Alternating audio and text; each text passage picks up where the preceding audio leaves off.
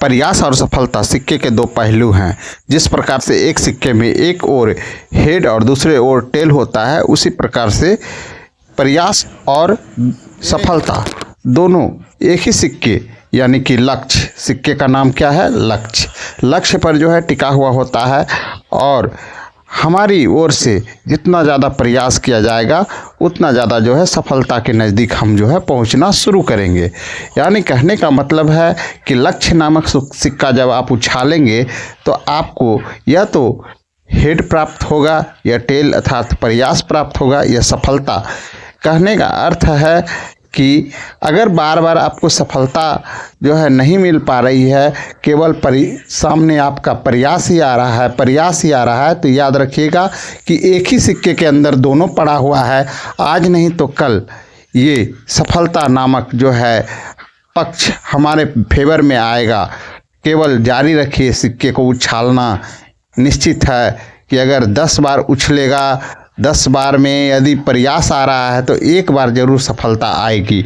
अब इसी को समझाते हुए जो है महात्मा बुद्ध ने अपने शिष्य को बताया कि जिस प्रकार से किसान फसल को जब उगाता है तो वह बहुत सारा जो है प्रयास नामक जो है बीज को खेत में बो देता है। अब ऐसी स्थिति में ज़रूरी नहीं है कि सभी बीज से जो है फल जो है अंकुरित हो, यानी पौधे अंकुरित हो। हमेशा अक्सर देखा जाता है कि अगर उसमें से कुछ अंकुर हो भी जाते हैं तो या तो मौसम की मार या तो पशुओं की वजह से या किसी अन्य वजह से वो जो है फसल अंत हो जाता है। लेकिन यह निश्चित रहता है कि उसमें से कुछ फसल जो कि अंकुरित भी होते हैं, बढ़ते भी हैं और आगे चलकर फलते भी हैं। तो यह प्रयास नामक बीज जो कि करीब जो है बहुत संख्या में जो है खेतों में डाल दिया गया, अंत में जो है उसकी खेती भी हो गई और फसल भी जो है प्राप्त हुआ। उसी प्रकार ठीक से हमारा जीवन में भी जो है कुछ इसी प्रकार का होता है। हम लोगों को चाहिए कि हम लोग प्रयास बनाए रखें। जितना ज़्यादा प्रयास करेंगे सफलता के उतना ही नज़दीक पहुँचेंगे और हमें जो है ये सफलता नामक फसल जो है हम काट पाएंगे, अर्थात इसको प्राप्त कर लेंगे। लेकिन कभी कभी देखा जाता है कि हमारे दैनिक जीवन में हम लोग प्रयास करते हैं और प्रयास करने के बाद फिर हम लोग छोड़ देते हैं। अब छोड़ क्यों देते हैं? अब यहाँ पर दो बात आती है। छोड़ने का दो कारण होता है। या तो हम अपने आसपास के वातावरण में देख लेते हैं कि इससे कुछ होने वाला या कुछ मिलने वाला नहीं है, या तो फिर हम किसी और दिशा में भटक जाते हैं, किसी और दिशा में चले जाते हैं, या तो फिर हमें अंदर से यह महसूस होता है कि मुझे इसमें सफलता नहीं मिलेगी। अब सवाल होता है कि आखिर किस प्रकार का जो है हमें प्रयास करना चाहिए जिससे जो है सफलता मिलेगी।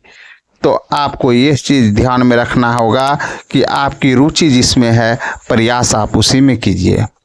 आपको उसमें सफलता मिलने में देरी नहीं लगेगी और आप उसमें सफल हो जाते हैं तो निश्चित तौर से आप बेहतर से बेहतर कार्य को कर पाएंगे। कार्य करना एक अच्छी बात है, लेकिन उससे भी अच्छी बात यह है कि आप अपने रुचिकर विषय पर कार्य कर रहे हैं। और रुचिकर विषय पर अगर आप कार्य कर रहे हैं तो निश्चित तौर से आपको कभी पता ही नहीं चलेगा कि आपने कार्य कब शुरू किया और कार्य का समय कब खत्म हो गया। अक्सर ऐसा ही होता है। जिस उदाहरण के लिए अगर किसी विद्यार्थी को पढ़ाई में मन नहीं लगता है तो वो अक्सर घड़ी को देखता है और देखता है कि अब जो है दूसरा कार्य करने का विषय हुआ कि नहीं, लेकिन वह यह जानता है कि यह पढ़ना हमारे लिए ज़रूरी है। वह एक अभ्यास की तरह उसको जो है पढ़ता है तो उससे भी कुछ ज्ञान होता है, उसको भी कुछ ज्ञान मिलता है। लेकिन कुछ विद्यार्थी ऐसे होते हैं जो घड़ी की तरफ देखते ही नहीं हैं और पढ़ते ही चले जाते हैं। कारण क्या है? तो उसकी पढ़ाई में रुचि है और रुचि होने के कारण उसका ज्ञान अपेक्षित उसके जो उससे पहले जो अभी पढ़ने बैठा था उससे जो है कई गुना जो है ज़्यादा होगा, क्योंकि वह घड़ी देख देख कर पढ़ रहा था, यानी उसकी रुचि पढ़ाई में नहीं थी और यह ना घड़ी देखा ना कुछ, और वो पढ़ाई तब तक करता रहा जब तक कि वह जिस लक्ष्य को लेकर बैठा था कि मुझे यहाँ से यहाँ तक का जो है अध्याय को पूरा कर लेना है, वह उस अध्याय को पूरा करके ही उठा।